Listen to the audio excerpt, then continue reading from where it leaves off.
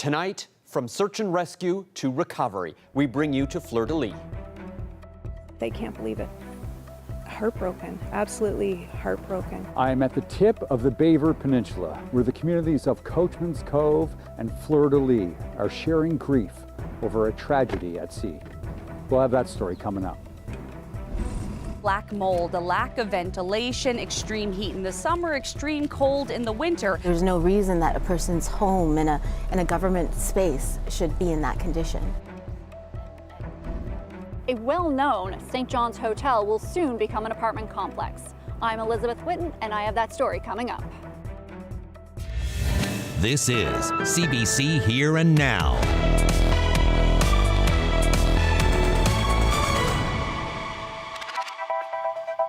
Good evening and welcome to Here and Now. I'm Peter Cowan, filling in tonight for Carolyn. Two communities are coming together. The search for a missing man in Fleur-de-lis is no longer a rescue, it's now a recovery. Two bodies were found and there was just one survivor after a commercial cod boat sank on Tuesday. Here Now's Troy Turner was in the community and has the latest.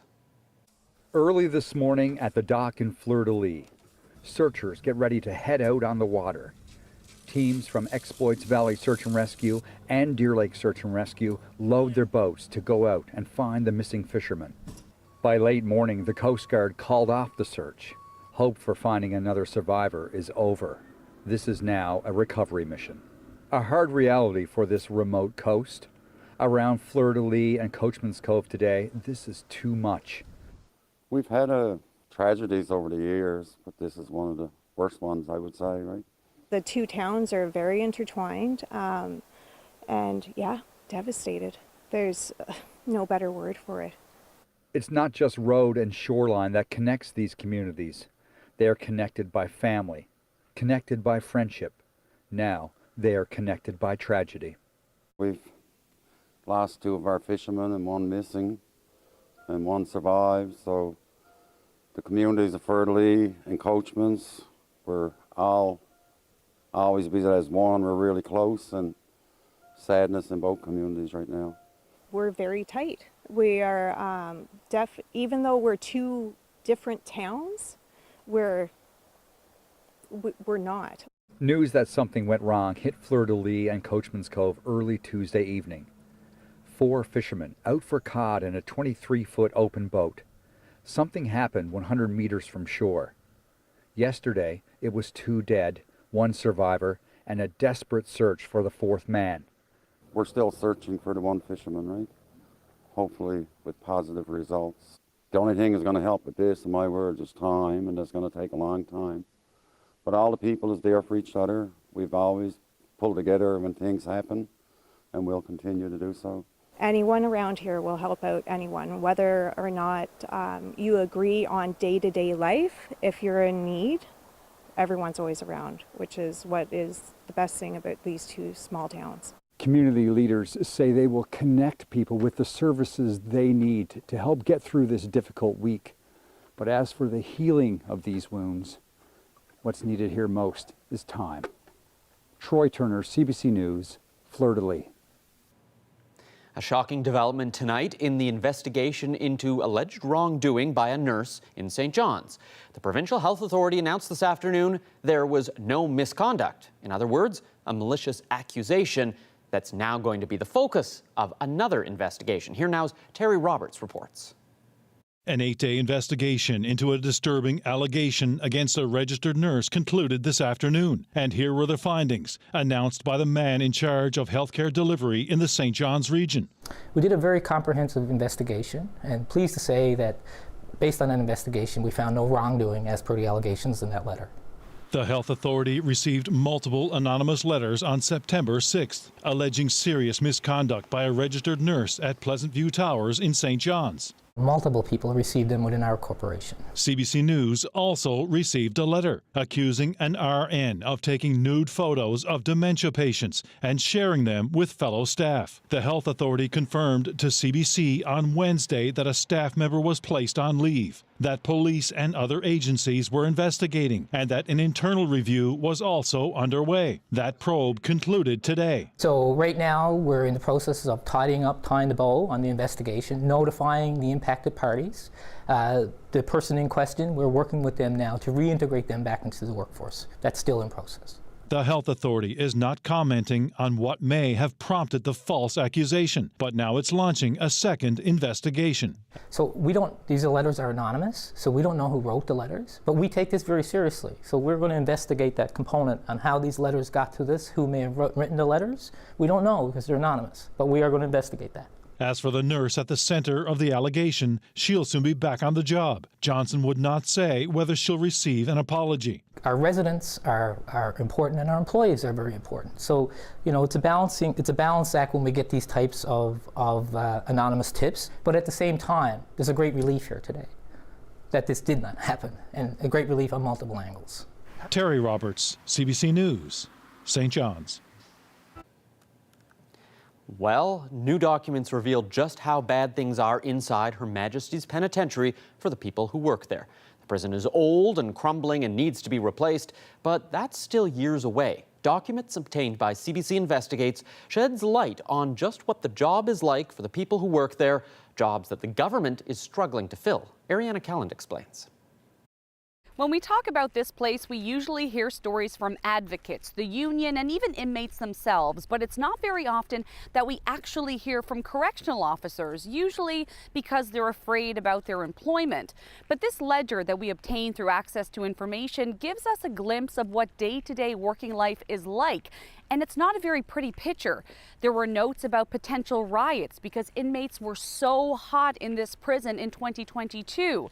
There was one report that said that an inmate actually kicked his way through his cell door because it was so corroded. And then there are the rodents, so many that some staff said they actually trip over them, coming down from the ceiling, through the walls, and up through the floor. Other reports noted that there was no ventilation, black mold, extreme heat in the summer, extreme cold in the winter, and a smell of smoke that permeates throughout the prison.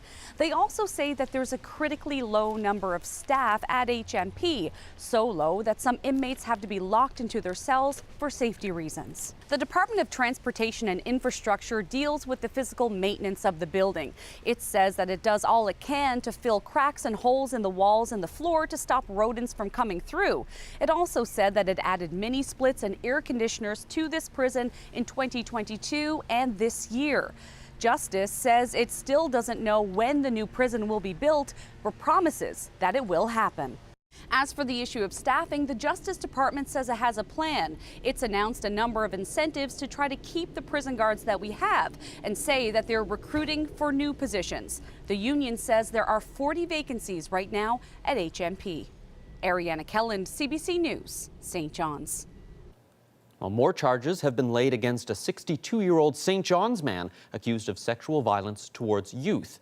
Tony Humby was charged yesterday with sexual offenses related to 2 additional cases of sexual violence upon youth, and he appeared in court today on 2 counts of sexual assault, sexual exploitation, and sexual interference.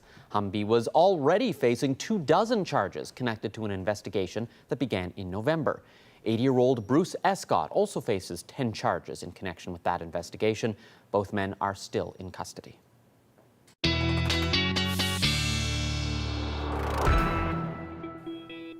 Well, another great day for the most part here in town. We did see some sunshine, though, for other portions of the province, and our temperatures are warming up as well. 18 degrees is where we topped out today in St. John's, but if you take a look at those numbers as you head towards Central and the West Coast, Corner Brook, currently sitting at about 24 degrees. Up across Labrador, you're looking at those temperatures coolest in Nain at 9 degrees, and unfortunately, you are going to continue to see those temperatures as we head through the next couple of days. Now, we've got a few features. Still that ridge of high pressure offshore there, an area of low pressure with a cold front that is tapping into some tropical moisture that is bringing some rain already to portions of the maritime provinces and eventually we're going to see that rain across the island. Already seeing that up across portions of Labrador as well. But yeah, most of that rain right now, very heavy at times. This is not really good news because this is out ahead of Lee. Much more rain expected for the Maritime provinces. And then some wind for us as well. Nothing out of ordinary, but we'll talk about that when I come back. Thanks, Ashley.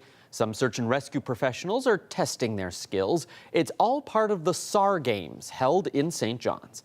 Teams responded as if there'd been a hurricane, taking part in exercises designed to test their ability to respond in a dire situation. Take a look.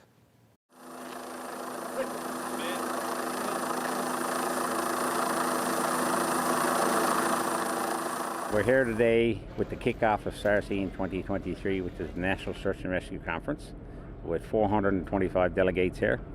And this is a demonstration day and skills day that we have stations set up to test their skills in different teams for a trophy tonight. It's not all in fun, but I'm sure there's a bit of competition there too. So everything we're doing with the SAR Games event today is built around, or designed rather, around a scenario of a hurricane coming through here, and the place has been out of power for a number of days, and trees are down, and there's very little access and whatnot. So this would simulate a SARVAC humanitarian workforce coming into the area.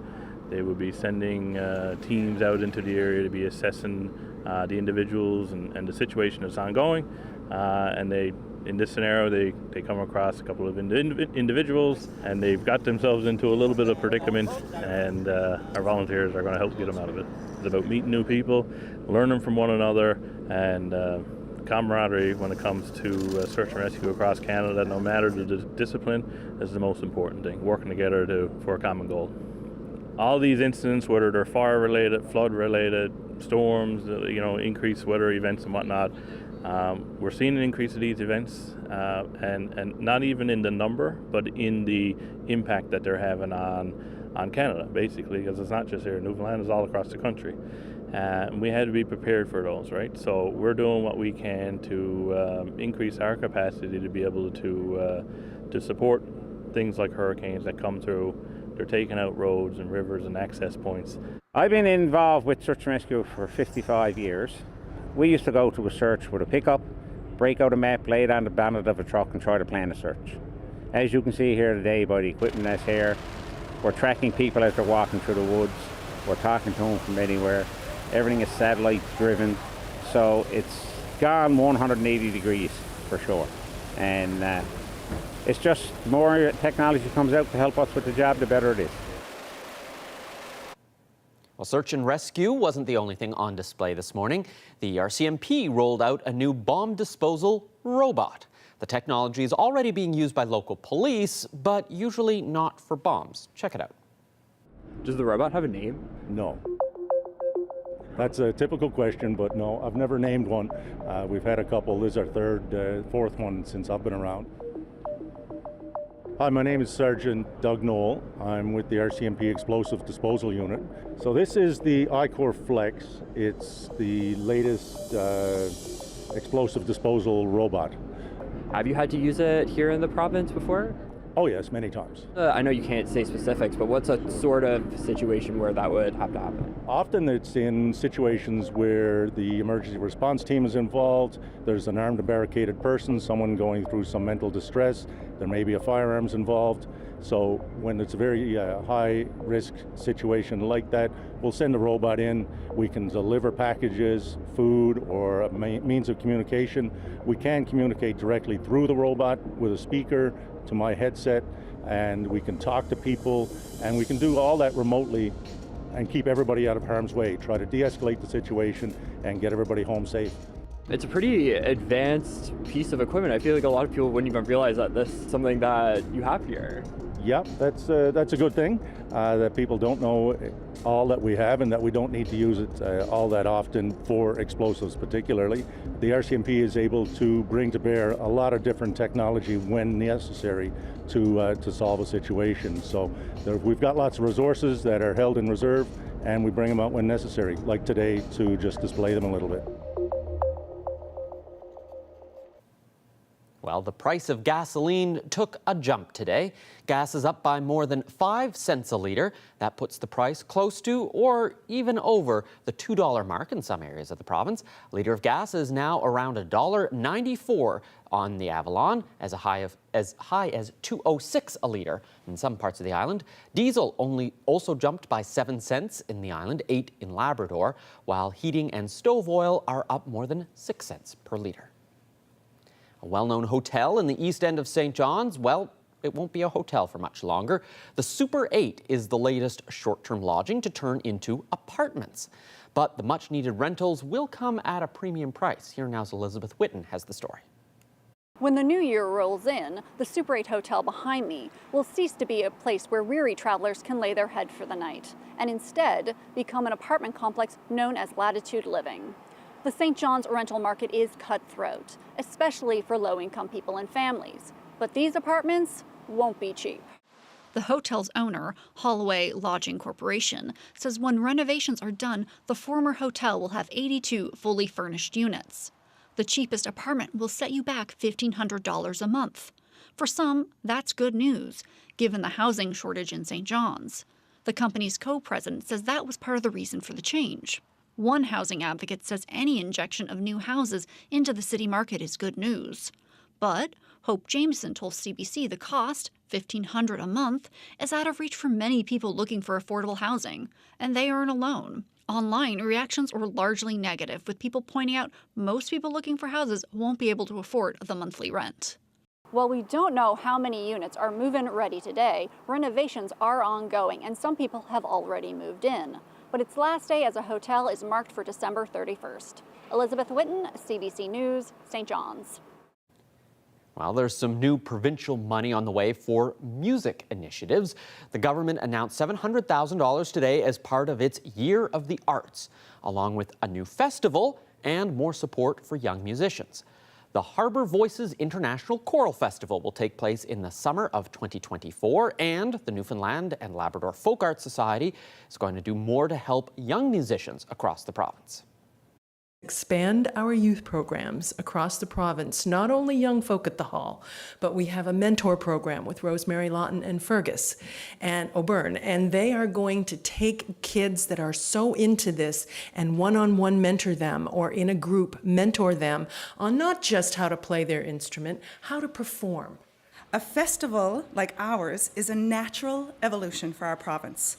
Harbour Voices will be a musical and an economic initiative, bringing many, many international, national, and provincial groups together in the summer to not only perform, but to experience the incredible place that we are all so proud to call home. Well, shatter the silence, stop the violence. That's the theme of the Take Back the Night. It's one of the oldest worldwide movements against sexual violence. In Grand Falls, Windsor, the event takes place tonight. The CBC's Troy Turner chatted with some local events organizers and brings us this story. The message started when they were young. And now, Girl Guides in Grand Falls, Windsor feel the education they've received about gender-based violence and crime has made them more aware. It's important to be able to advocate for things that you believe in and be able to speak your mind. And part of the promise that we make when we join Girl Guides is to take action for a better world. So us as Girl Guides come down here every year and we take part to add our voices to those speaking out against gender-based violence. As like a young person, I'm glad that I know now rather than later, and I'm glad that more people that are younger now are being able to come here and see this, even if it's just once a year, just to know what's going on in your community, you know? Take Back the Night has been an annual event in the central Newfoundland community for decades. It's an annual march and rally against gender-based violence. But it's really taking back more than the night. It's taking back your life and to feel safe, feel regarded as a whole person, and it's one day or one night, but it's meant to be for the whole year. For the teens who attend, it can be uncomfortable at times, but they say it's too important to miss. I think it's really shown me how scary it can be, and if it's not talked about, then there's nothing we can do to change it. So I think it's important that we're all here, and it's really eye-opening to all the generations that are being able to talk about it. It's definitely a very sensitive topic. I come here, there are sometimes I feel very uncomfortable, but at the same time, it's a sense of comfort as well, just because there are people here who I can relate to on so many different levels, and there are people here who I can talk to if I need to. There are people here, they've come to talk to me before. It's just a sense of like understanding and community. The Take Back the Night event will start here at Church Road Park beginning at 7:30. Organizers say all are welcome. Troy Turner, CBC News, Grand Falls, Windsor. Well, we've got some heavy rain working its way across the maritime provinces. That will move in across the island and up across Labrador tonight. We'll get into the details coming up.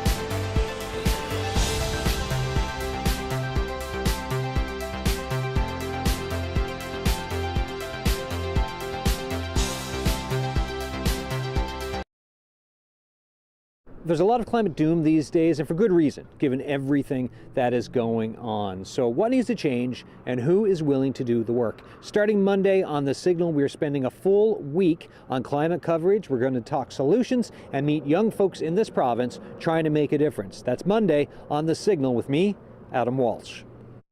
This weather update is brought to you by Steamatic Canada, the undisputed choice in restoration. Don't panic. Call Steamatic.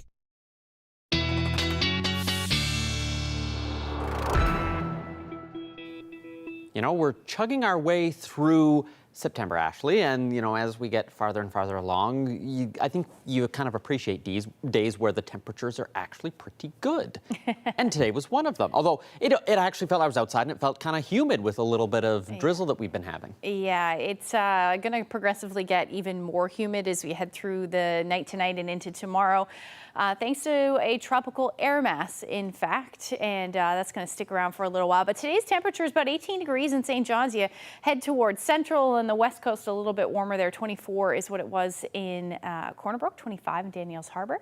Up across Labrador, temperatures for the most part in the upper teens, low 20s, but Nain again, you're hanging on to those single digits, and you really will for the next couple of days. You're on the wrong side of the front here. An area of low pressure is bringing some rain to parts of the Big Land, and we're really going to see a dip in temperatures as this cold front moves through as we head through the day tomorrow. Ridge of high pressure still offshore. That is keeping most of us in the east anyway in onshore flow, and we're hanging on to some of that drizzle as well. There you go as far as the temperatures are concerned. So the warm air, the warm moist air is out there from southerly flow, and then north of that is where we're seeing some of those cooler temperatures. Now it is, like I said, associated with a tropical air mass, so we are starting to see some of that humidity. Feels more like 27 in Stephenville at the moment. Burgeo feels more like 23, Badger 27, feels more like 21 in St. John's, down to about 16 degrees at the moment, and even up across portions of Labrador, Happy Valley Goose Bay feels more like 26 with that humidex. So if you take a look at the Muggy meter, again tonight we're looking at that on the rise, the humidity on the rise as we head into tomorrow. That cold front sweeps through, will drop, it'll feel a bit more comfortable, and then we'll get back into that humidity. And this Saturday, Sunday time frame is actually when we're going to start to see some of the remnant effects of Hurricane Lee. So speaking of Hurricane Lee, down to a Category 1 hurricane at the moment. That northern turn has happened a little bit faster than it has been over the past couple of days, around 24 kilometers per hour in a northward direction, sustained winds at about 140 kilometers per hour. Now the track a little bit further east than it was yesterday. The National Hurricane Center is saying landfall somewhere between Nova Scotia, potentially New Brunswick, but you can see that cone of uncertainty is getting smaller and smaller as we get closer to those impacts. So by Saturday afternoon, seeing winds potentially topping out at about 110 kilometers per hour for parts of Nova Scotia, and then eventually becomes a remnant low, and the winds will drop off a little bit by the time we get into Sunday afternoon and into Monday, where we could be seeing those gusts closer to 60 or even 70 kilometers per hour. So right now, tropical storm watch as well as a hurricane watch for portions of Nova Scotia and New Brunswick as well, because that's where most of the wind will be. But you can see how large, still how large the wind field is of Lee, and as it continues to track northward and transitions to a post-tropical storm, we see that wind field expand even more. So by the time we get into Friday night, starting to see some of those impacts to parts of Nova Scotia. It will be a long duration event as we head into Saturday. Eventually, as it makes landfall, we'll start to see those winds come down, but they're still going to be gusting widespread areas between 60 to 80 or even 90 kilometers per hour. And this is when we'll start to see some of those winds for the southwestern portion of the island as well. So that will be through Saturday afternoon. That will continue into Sunday. This is when we start to see the remnant low. So more periods of rain will move in, and eventually the wind will ease as we get into Tuesday.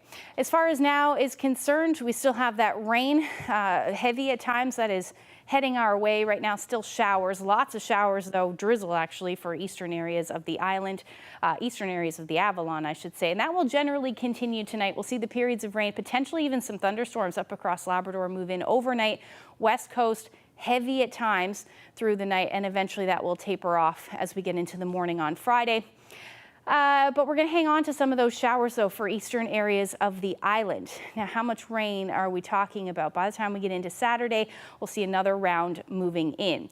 As far as Friday morning is concerned, we're looking at, on the southwestern portion of the province, again, not associated with Lee, just some tropical moisture, between 30 to 50 millimeters, some pockets like that as well up across Labrador. But temperatures tomorrow will be warm. We're talking about temperatures well into the 20s. Humidex values into the mid to upper 20s across across the island, and Labrador, you're looking at your temperatures between 13 to 17 degrees, but still single digits for Nain. We'll talk about the long range when I come back. We'll return to the northeast coast as the search for a missing man has gone from rescue to recovery. More from the mayors of Coachman's Cove and Fleur-de-lis. That's coming up.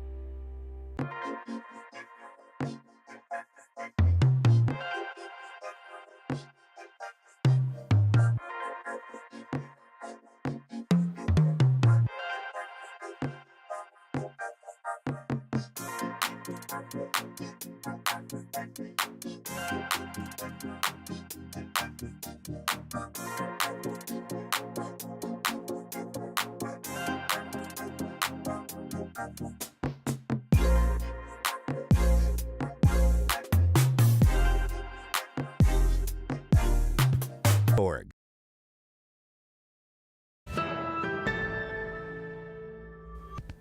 We want to take you back now to the Baie Verte Peninsula, where the search and rescue mission for a missing man has ended. The RCMP are now treating it as a recovery mission. 4 people went into the water on Tuesday afternoon when their 23-foot boat sank about 100 meters from shore in Fleur-de-lis. The CBC's Troy Turner spoke to the community's mayor today, as well as the mayor of neighboring Coachman's Cove.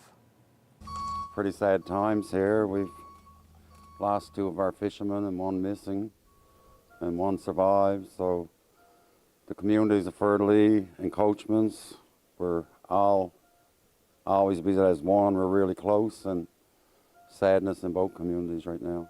The 2 towns are very intertwined, and yeah, devastated. There's no better word for it. We're always close-knit communities, so it brings everyone together. We're trying to do what we can for each other. We have opened our town hall to the people. There's food steady flowing in. People are dropping in. People are messaging and letting us know they're thinking about us. And we're still searching for the 1 fisherman, right? Hopefully with positive results. Even though we're 2 different towns, we're not. Like, I would say it's only in name. Like, we're constantly going back and forth. Like, if you need something quickly, we go down to Fleur-de-lis and we go to the store there, and my husband, he plays cards down there on Wednesdays. There's usually at the club down there, they'll have live music, and the boys from here go down there. We're constantly back and forth. Growing up, when there was a dance in Coachman's, a bunch of us young fellers and girls would walk the Coachman's to the dance and then walk back after. I don't know if I'd do it now. So that's an example of how close we were. Whether you're directly involved or not, like, everyone's always here for each other. And whether it be with getting mental health resources, or whether you just need a meal, it doesn't matter. Anyone around here will help out anyone, whether or not you agree on day-to-day life. If you're in need, everyone's always around, which is what is the best thing about these 2 small towns. Especially in times like this, we all to come together as a family and there for each other and there for the families involved. We live, as you can see, we live on the ocean. We see these gentlemen every day, if not every couple of days. So there's always a constant interaction. Is there anything like a next step now that the community can do to help cope with this? I don't know. Just be there for each other. That's all I can say right now until we get through this. Well, the NL Health Services has cleared a nurse at one of its long-term care homes of any wrongdoing, just 1 day after Here Now told you that she was the subject of an investigation. Anonymous letters were sent to the health authority and to CBC, alleging the nurse had taken nude photos of dementia patients and shared them with co-workers. But now the health authority says that didn't happen. Here Now's Terry Roberts spoke with Ron Johnson, the person in charge of healthcare delivery in the St. John's area. Right now, we're in the process of tying the bow on the investigation, notifying the impacted parties. The person in question, we're working with them now to reintegrate them back into the workforce. That's still in process. Okay, so have you had to talk to this person? What will you say to this person who obviously has gone through a lot in the last number of days? Obviously, look, our residents are important and our employees are very important. So, you know, it's a balance act when we get these types of anonymous tips. But look, we take them very seriously. As soon as we got that tip, we took that person out of the workplace, because we would not want, if there's any potential of placing these residents in any harm, we wouldn't want to do that. So immediately we took action. We did an investigation. Investigation concluded today, and we're in the process of notifying folks on the outcome of that investigation. Okay, so someone took the time to write a letter alleging some very serious violations, some misconduct. Yes. So what will become of that? Will that be investigated? So we're still, like I said, right now we're notifying impacted parties around the outcome of that investigation. There will be a subsequent investigation into the letters. Okay, and who will do that? Will the police do that, or will you do that? You did mention yesterday that the RNC were involved. Yes, so we'll notify all the appropriate people that need to be involved. So right now there's a number of parties already involved in this current investigation, and we'll notify who needs to be notified for the subsequent investigation. Okay, I'm just wondering what you make of this, of what's happened. Like, you know, this went out to our audience last night, a major red flag being raised. I'm sure a lot of people, we have a heavy elderly population in this province, sent shockwaves through a lot of people, I'm sure. So how are you feeling about what's transpired here? Look, when we got the letter, we felt the same. So the first thing that comes to mind is we want our residents protected and safe. So when we got the letter, we acted immediately. But at the same time, there's a great relief here today that this did not happen, and a great relief on multiple angles. How do you know it didn't happen?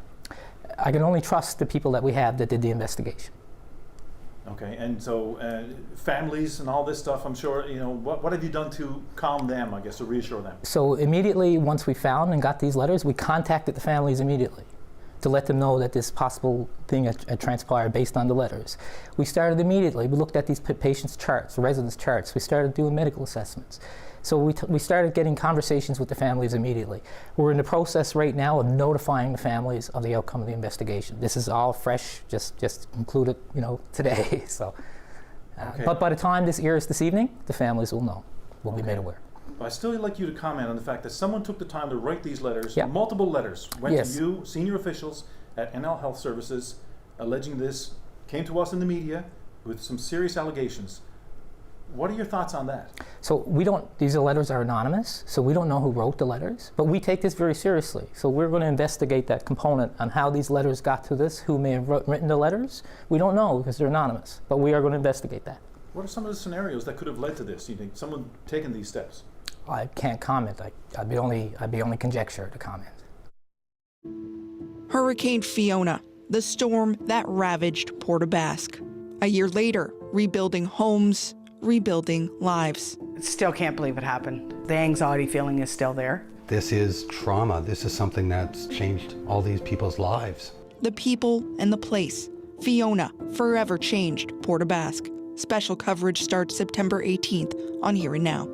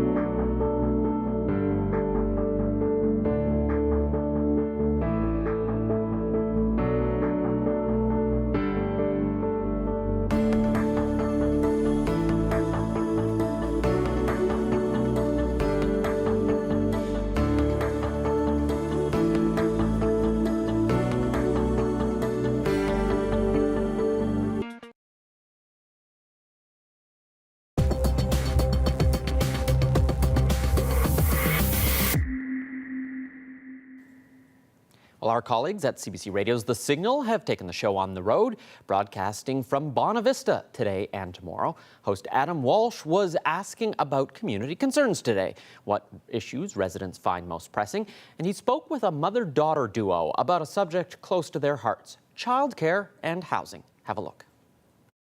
As someone who's, moved into the community, you gotta look at things like is there a place to live? Is there housing available? Is there childcare available? Because most of the time, if you have a younger couple or family moving in, they obviously need those amenities, and they need childcare, and they need a place to live, and they need a hospital, an emergency room that's open every day. The doors are not locked. All of it is important for community and all growth. of it. We need a place to live. We need health. We need childcare, and all important. Can we bring Kathy into the conversation now? Yes, absolutely. Right. Introduce Kathy. Okay, so we have Kathy Bishop, and she is with the Bonavista Peninsula Status of Women. And before I let you go, how do you know Kathy? Kathy also happens to be my mother. Okay, so Kathy's your mom. How did you get to come into the community? Tell me the story. Well, I came out because my daughter needed childcare. Oh, so this is that childcare thing you talked about at the beginning of the show. Yes. Yeah, there's no childcare out here. So, and she was definitely struggling with somebody to, mind her child. So I said I would move out here and watch him. And I came out and stayed with her, lived with her. Myself and my husband came out and moved in with Laura. And so she had childcare, and she didn't have to worry about her child anymore. Well, that was awfully nice of you. Wasn't it? I'm just like that. All right, so you come out here to support your daughter and the grandkid. You're living, both of you are living with her for a bit. What was it like finding your own spot afterwards? Well, before I even moved out here, I knew that I was coming out here, so I put my name on lists for like the senior cottages kind of thing. Laura got me some names and stuff and everything, so I contacted those people and went on lists that they have kind of thing. And so after living with her for 8 months and whatever, then a spot became available for me, so I moved into that. What do you think about the housing situation in and around Bonavista? Oh, well, the Status of Women is actually having a meeting for the housing issue on September 27th at the College of the North Atlantic here in Bonavista. Yeah, I've got the card here. Housing meeting, September 27th, 7 to 9, College of the North Atlantic, Bonavista campus. You hold the key to change. Show up and speak up. Right. I want people to come to the meeting and bring any ideas that they might have, any solutions that they have. Think outside the box of ideas of what we can do to eliminate the housing issues.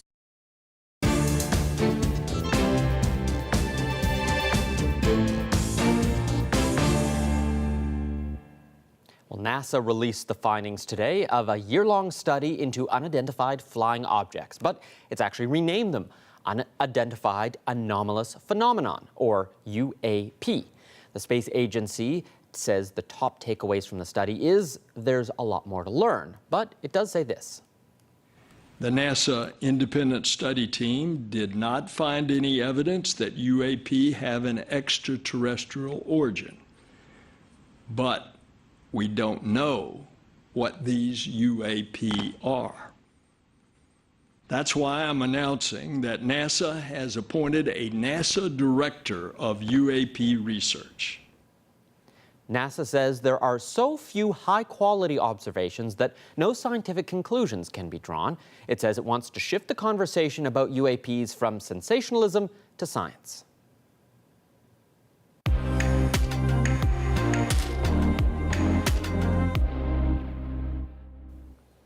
Halifax Harbour is getting a giant dose of antacid, but it's not for heartburn. Dalhousie University researchers are testing to see if it could help fight climate change. Paul Withers explains. This is the outfall of the Nova Scotia power plant at Tufts Cove in Dartmouth. This week it's the scene of a trial to add tons of antacid to Halifax Harbour to see if that will help remove carbon from the atmosphere. The most visible element in the experiment, the release of pink dye to track how the antacid is likely to spread in Halifax Harbour. Unseen but more important, 15 tons of magnesium hydroxide, a benign alkaline often used in wastewater treatment, released in a slurry of seawater. You can kind of think of it as a sponge. By making the ocean less acidic, you're increasing the size of that sponge. And so its natural ability to take CO2 out of the air, which it's doing all the time, that capacity grows as you make it more alkaline. The company is responsible for the dosing trials. Part of that is to ensure it has no negative environmental effects. A critical part of our regulatory compliance is to have a close eye on the receiving waters. We need to know exactly what the chemical composition of this water is, especially the pH, the acidity level, and the amount of suspended solids. So we keep a close eye on that here with this meter, as well as in here. A series of pumps and instruments that is continuously taking measurements. Will Burt says this is groundbreaking research not being carried out on this scale anywhere else, with a big upside if successful. 5 years' time, we could be removing enough carbon at this very site to make a dent in our provincial emissions portfolio. So there's a really big opportunity here to make a real impact. The dosing project is being assessed for its effectiveness by researchers at Dalhousie, who are comparing real results with models like this. Right, we don't have a vested interest in the outcome, and our role specifically is to verify that CO2 is indeed taken up and stored in the ocean, and develop ways to quantify it accurately. The challenge, she says, measuring appreciable change when background levels in the ocean are already very high and variable. More trials are planned at this site in the months and years ahead. Researchers hope to have a better idea if it's working in a year or so. Paul Withers, CBC News, Dartmouth.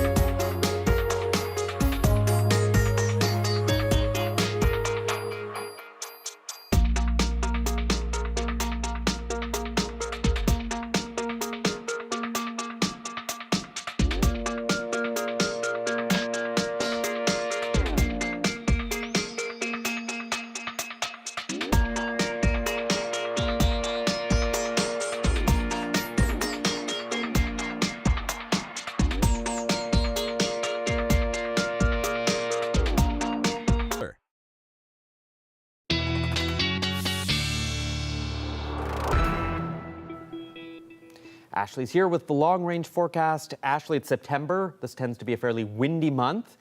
What do we have on deck for the weekend? And I guess you're also keeping an eye on what the Maritimes has on deck for the weekend, which no matter how bad it is here, they're going to get it worse. Oh, yes. Yeah, showed you earlier, there are hurricane watches, tropical storm watches for portions of Nova Scotia as well as New Brunswick. Here, we are just going to deal with a little bit of wind as we head through the weekend. So let's jump right into that forecast there.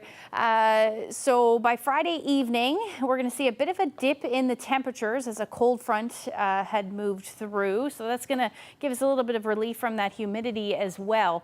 But as we head into Saturday, we're going to start to see some of the bands of rain that will be associated with what will be post-tropical storm Lee at that point. So some of those showers will move in as we head through the afternoon on Saturday. They will likely get heavy at times as we head into the evening hours as well. That will spread across the island. And eventually we'll start to see some of that rain for southeastern portions of Labrador as well. Otherwise, Saturday actually looks pretty nice up across most of the Big Land. We're talking about temperatures between 18 and 19 degrees. Northern portions, though, still hanging on to those single digits. But yeah, you can see some of that heavier rain.